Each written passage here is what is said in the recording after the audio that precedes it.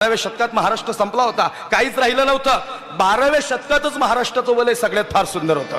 कारण आळंदीमध्ये माऊली ज्ञानोबा मराठी भाषेचा गौरव करत होते. माझा मराठाची बोल कौतुके यमृतातही पैंजा जिंके ऐसी अक्षरे रसिके मेळविन या मराठाची नगरी आणि ब्रह्मविद्येचा सुपाळू करी.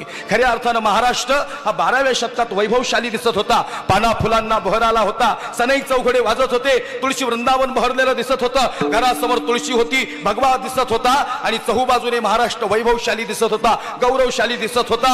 अरे शालू पांघरावा असा सौंदर्यवान महाराष्ट्र दिसत होता. पण गड्या कुणाची तरी नजर महाराष्ट्राला लागली आणि 12व्या शतकातच महाराष्ट्राला उतरती कळा लागली. पंढरपुरात वारकरी नाचत होते, दारकरी नाचत होते. पकवाजाचा आवाज, टाळांचा आवाज आणि खन खन खन खन पकवाज टाळांचा आवाज येत होता आणि महाराष्ट्राला वैभव प्राप्त होत होतं. पण कुणाची तरी नजर महाराष्ट्राला लागली.